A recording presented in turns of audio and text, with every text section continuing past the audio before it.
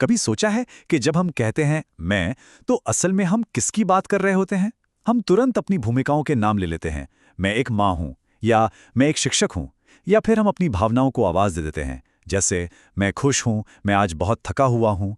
और ये सभी जवाब अपनी जगह पर बिल्कुल सही हैं।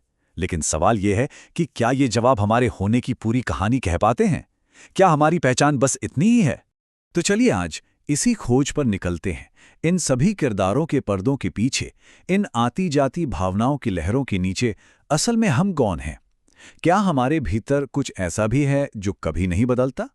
कोई एक शांत गवाह जो बचपन से लेकर आज तक हर एक अनुभव को बस देखता आया है? हमारी ये जो भूमिकाएं हैं ना, माँ, पिता, दोस्त, मैनेजर, ये हमारी पहचान का ताना बाना बुनती हैं। पर एक पल के लिए सोचिए, क्या ये हमेशा के लिए हैं? ये तो उन कपड़ों की तरह है जिन्हें हम पहनते हैं। आज एक, कल कोई और, मौसम और जरूरत के हिसाब से बदल जाते हैं।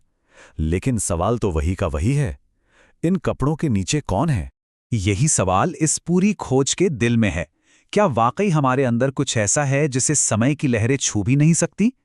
क्या हमारा असली मैं इन टेम्परेरी रोल्स और फीलिंग्स से कहीं ज्यादा गहरा, कहीं ज्यादा स्थायी है? और देखिए, ये सिर्फ कोई फिलॉसफी की पहेली नहीं है, ये हमारे सबसे गहरे अनकहे दुखों की जड़ है। जब हम अपनी पूरी पहचान उन चीज़ों से जोड़ लेते हैं जो बदल सकती हैं, जैसे हमारा काम, हमारे रिश्ते, हमारी सेहत, तो जब वो चीज़ें चली जाती हैं तो ऐसा लगता है जैसे हम खुद ही मिट गए। एक गहरा खालीपन महसूस होता है। हम इसे हर रोज महसूस करते हैं, है ना? नौकरी चली जाती है तो लगता है जैसे हमारा वजूद ही खत्म हो गया। जब शरीर बीमार पड़ता है तो हम कहते हैं मैं बीमार हूं, मानो हम और बीमारी एक ही चीज बन गए हों। जब मन में उदासी का बादल घिरता है तो हम कह उठते हैं मैं उदास हूं, और हम ये भूल जाते हैं कि हम वो बादल नहीं बल्कि वो आसमान है जिसमें बादल बस कुछ देर के लिए आया है। इस उलझन को सुलझाने के लिए एक चाबी है, एक बहुत पुराना, बहुत गहरा विचार जो हमें दिखाता है कि हम क्यों खुद को इतना बंधा हुआ, इतना सीमित महसूस करते हैं, जबकि असल में हम असीम हैं। और ये चाबी है उपाधि की समझ। यह संस्कृत का एक शब्द है, लेकिन इसका मतलब बहुत ही सीधा साधा है। उपाधि का मतलब है कोई ऐसी चीज़ जो किसी दूसरी चीज़ के पास रखी हो और अपनी खासियत उस पर ऐसे डाल दे कि हमें धोखा हो जाए। ये एक तरह का, कह सकते हैं, पहचान का धोखा है। इस धोखे को समझने का सबसे खूबसूरत तरीका एक छोटी सी कहानी में छिपा है। एक साफ स्फटिक और एक लाल फूल की कहानी। ये कहानी उपाधि के पूरे रहस्य को हमारे लिए खोल कर रख देगी। कल्पना कीजिए कि हमारा असली स्वरूप, हमारी चेतना, एक बिल्कुल साफ, बेरंग क्रिस्टल की तरह है। अब अगर हम उसके ठीक पास एक सुर्ख लाल गुलाब रख दें तो क्या होगा? जाहिर है, क्रिस्टल लाल दिखने लगेगा। यहां पर ये जो लाल फूल है, यही उपाधि है। क्रिस्टल पर बस फूल का रंग चढ़ गया है। पर सोचिए, क्या क्रिस्टल सच में लाल हो गया? नहीं, वो तो बस लाल दिख रहा है। जैसे ही हम उस फूल को हटाते हैं, क्रिस्टल वापस अपने असली बेरंग रूप में आ जाता है। अब इसी को अपनी भावनाओं पर लगाकर देखिए। जब हम कहते हैं मैं गुस्से में हूं, तो हम असल में वही गलती कर रहे होते हैं। गुस्सा हमारा स्वभाव नहीं है, वो तो मन में उठा एक लाल फूल है। हम वो गुस्सा नहीं हैं, हम तो वो साफ क्रिस्टल हैं, वो चेतना है जिसमें गुस्से का रंग बस कुछ पलों के लिए दिखाई दे रहा है। गुस्सा आएगा और चला जाएगा, लेकिन हम, वो देखने वाले, हमेशा वही के वहीं रहेंगे। और ये सिर्फ हमारी भावनाओं की ही बात नहीं है, हमारे जीवन की हर भूमिका, हर एक पहचान असल में एक उपाधि ही है। चलिए इसे एक और उदाहरण से समझते हैं तो और साफ हो जाएगा। एक राजा का उदाहरण लेते हैं। एक आम इंसान राजा बनता कैसे है?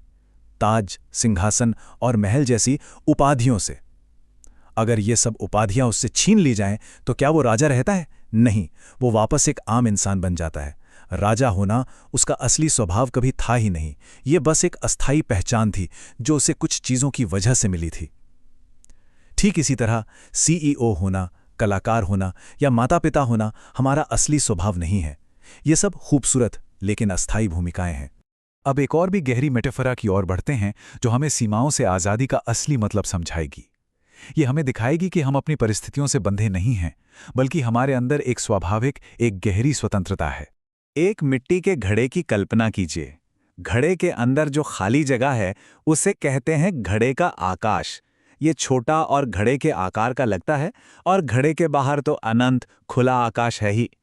पर क्या ये दोनों आकाश सच में अलग हैं? नहीं, आकाश तो एक ही है। वो तो बस घड़ा है, यानी हमारी उपाधि, जो उस एक ही आकाश को दो हिस्सों में बांटने का धोखा पैदा कर रहा है। अब इस कहानी का असली मतलब समझिए।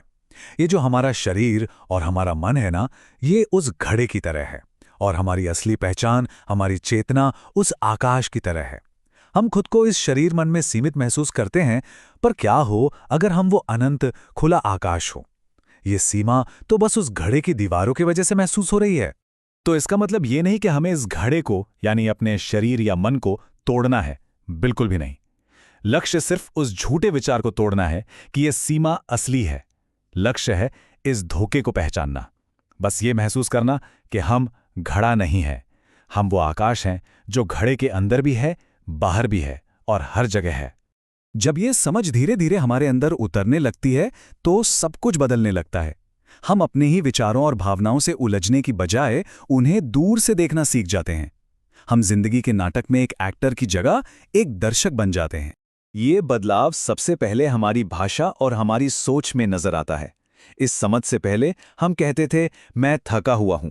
इसके बाद हम बस देखते हैं, शरीर में थकान महसूस हो रही है। पहले हम सोचते थे, मैं फेल हो गया।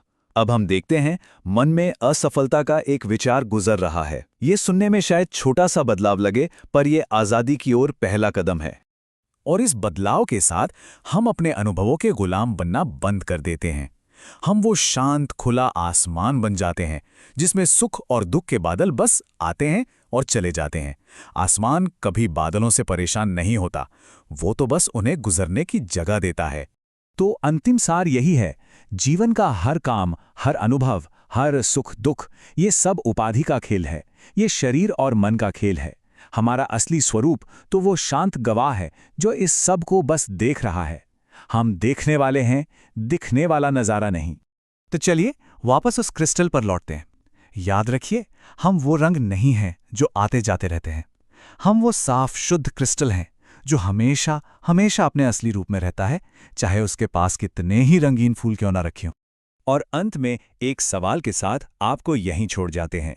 जब हम अपने सारे लेबल, सारी उपाधियां, अच्छी हों या बुरी, एक एक करके आराम से उतार देते हैं, तो पीछे क्या बचता है? उस गहरी शांति में कौन है?